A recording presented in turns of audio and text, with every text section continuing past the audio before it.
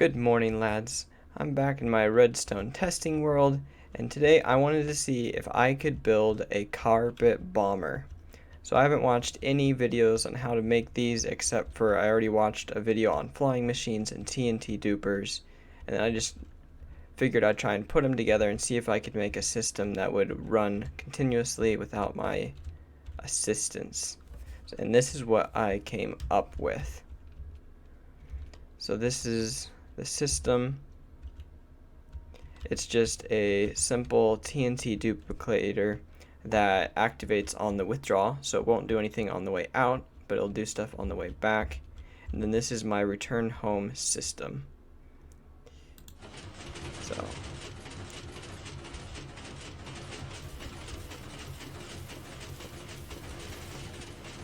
yep, works as simply as that, and it has an off switch.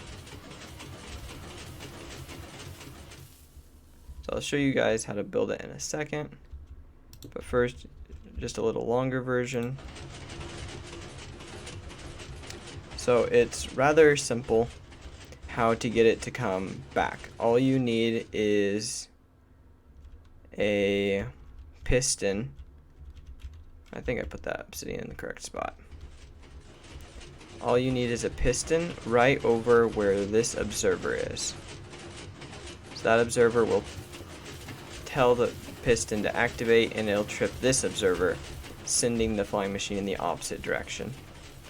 But getting it to go back forward is a bit trickier because I'm gonna go ahead and shut it off.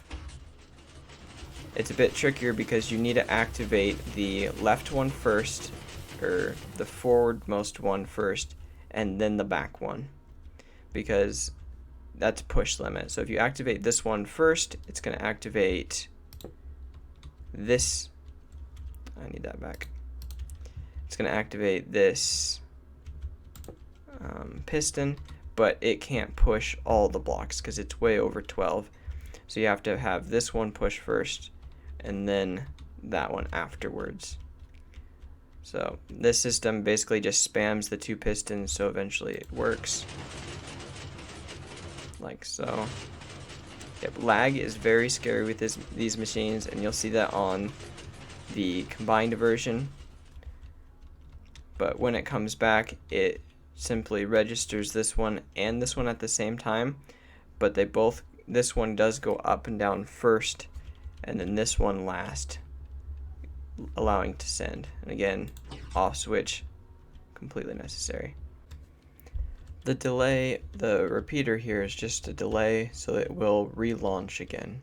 If you just had it just be redstone, it would not launch properly when you turned this back off. So now we get over to this. It's basically exactly the same setup, all the same, except it's tiled and it's hooked up to one switch. And I'm going to go ahead and build it up to show you guys how I did it. The pistons and stuff are just there because that's the only way I could figure out how to extend a pulse. I know you can use comparators, but then it adds a little bit of delay, and this would have less delay than the ones at the very end. And this also adds delay, but I don't think it's as much. But so I'll go ahead and show you how I built this up. Just need to grab a little bit of everything. Gonna need TNT, coral, fence, and non-sticky pistons. Alright. And so I've got obsidian blocks here and down there. The obsidian blocks are all 5 apart, so 1, 2, 3, 4, and then you place a 5. So there are technically 4 in between. However you best visualize that. Start by placing 2 slime there, and a piston, 2 slime, and a sticky piston. Oops, I need to be on this side. And a sticky piston, observers, And then a temporary, both of these are temporary blocks. And very important, whenever you're building a flying machine and you don't want it to suddenly move, just block it off. For example, when I move this, it would have just started flying, but I don't want it to. So I place an immovable block. Alright, now I need to build the duplicator. Now that I've got the engine in place. Let's see. Like so. Coral. A fence. And again, this one isn't launched yet, so I'm going to go ahead and place it in front. After they're primed, it'll be in that position. Let's see. Did I build this in the right spot? Yep, it just looks... Oh, I forgot. I did not build this in the right spot. I forgot my piston. That would have been tragic.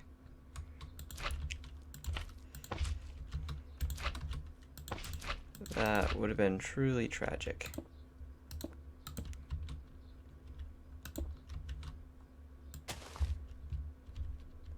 Alright, now the joys of working with TNT is sometimes you just lose all your previous progress. Alright, that looks good. And again, don't want it to move. So I'm going to put TNT in front of it, or an immovable block in front of it. Which actually, I do want it to move forward one so it can be primed. So I'm going to put it there. Might have to do some renegotiating with it. Now to build the resend system, it's just another observer into a solid block with piston facing downwards. Let's see, where's the best place to stand? Here? There we go. I've never tried this in survival, so I'm sure this is a pain in the butt to actually build. But that looks pretty correct. And then of course to link it up to the rest of the system. So I built these extenders every 2. Technically I could have done it like every 3, but I wanted the signal to be pretty strong.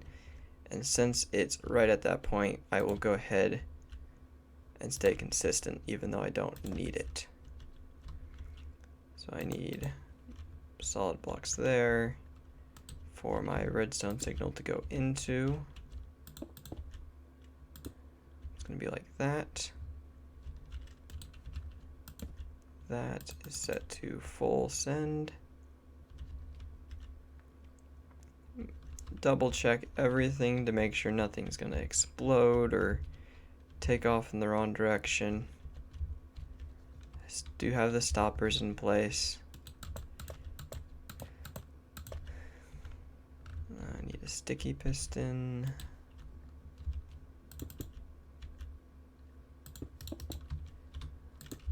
Right there. And a block. Here we go. Okay. So it did push. Everything's primed.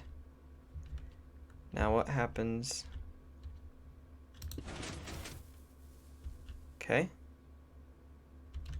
That's good. That's good. Now, after it's grabbed the TNT and it's all closed properly like everything else, you'll notice that everything else is in the on position. So you need to move this block in 1, repower the system. So now it's going to start in the powered position, but it wasn't able to move. Remove that block. Now in theory, I need to set a stopper block. That would have been tragic. Because I don't think I can count the modules. 1, 2, 3, 4, 5, 6, 7, 8, 9. Of course, I didn't build an even 10. 1, 2, 3, 4, 5, 6, 7, 8. That would have been tragic. Alright. So again, it's 1, 2, 3, 4, 5. And in theory, you should never need these. It's just in case something malfunctions. It's to stop them from going too far. And then these are also, I believe, 5 away. So 1, 2, 3, 4. Yep, 5. And I don't think, yeah, it doesn't matter if it's a sticky piston or a normal piston. Normal pistons are cheaper, so I imagine that's what people use. 1, 2, 3, 4, 5. Then I have to go 6, so it can face this direction, like so. Or another way, let's see. Yeah, another way you could visualize it would be just an L shape. There, now it's an L. An L or a V or a left signal, whatever helps you remember where to place that, 'cause where that's placed is very important. Alrighty. Now, everything looks good, nice and symmetrical. In theory, I should be able to launch this, but there's the flick of a lever. And they're all moving. This is good. Now should I move? I don't have the most powerful computer, so there will be quite a few times where the flying machines look like they're derping, but they're actually fine. I'm going to go ahead and flip this lever.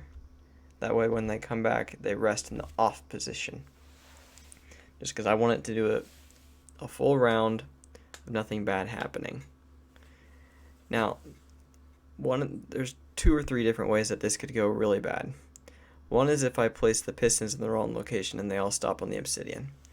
That's not the worst case scenario, but it's still not very good. Oh, looks like they're all dropping TNT. Another is the TNT shoots straight up and blows up the machines. That would be quite tragic. And this would look so much cooler if I had a good PC. Oh, that's scary. Another way would be if I were to disconnect. Then everything would be in a very weird state. As you can see, it looks like mine carts are just hovering on the right side. Fear not, they're all still assembled, otherwise they wouldn't be dropping TNT. And as soon as it all comes to rest, everything should come back into focus.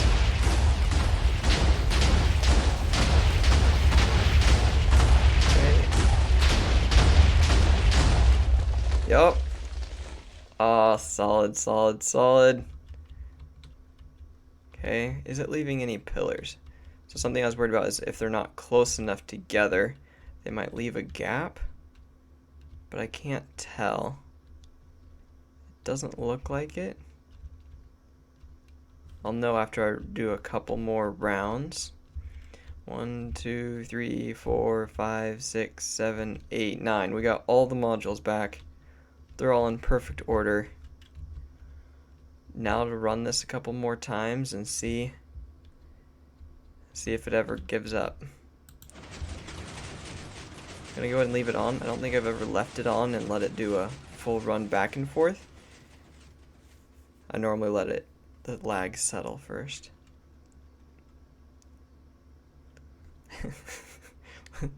Literally just looks like hovering mine carts.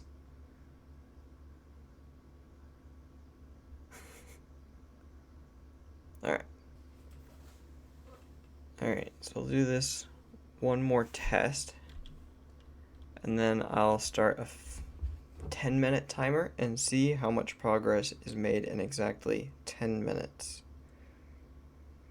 Go ahead and set that timer up now while I'm waiting. Everything looks good. I mean, it doesn't look good. It looks like I've got multiple bits and pieces hanging around, but I still see the TNT dropping. I'm a lot less afraid of the TNT coming up and exploding things. Alright, guess now to see if the return system works with all the lag.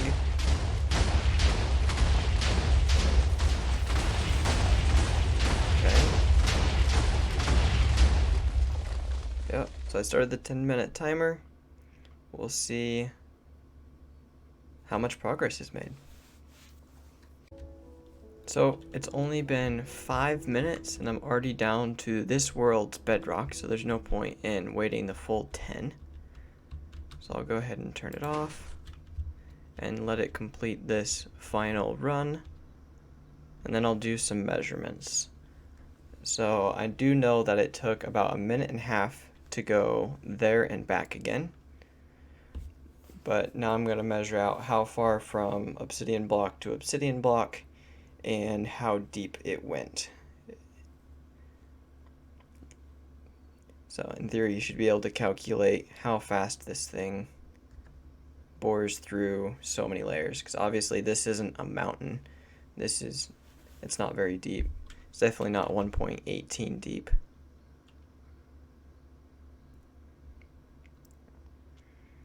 And it also could have been cleared on an earlier wave that I didn't notice just because of all the lag.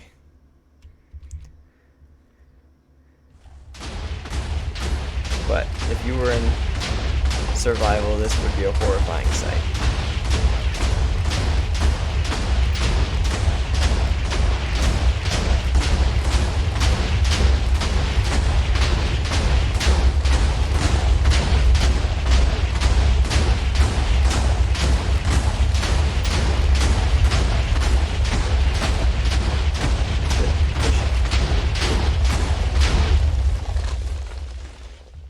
Alright, so let's see. In the middle right, you'll see target block, and it's currently facing 350, 0. So this bedrock is 0. And 120, let's see, 5. There we go. 350, 125. So that was 0. So how deep did we go in 5 minutes? 55 blocks. So that's not, yeah, it's really not that deep, but it's still a benchmark. Then how far was it? Actually, we'll measure from the furthest point here. This is 114. If your computer was bigger, you could make this as wide as you wanted, but the smaller, the less likely it is to break, which is why I started with the size I did. And this is 220, so it's about 105, 110 blocks.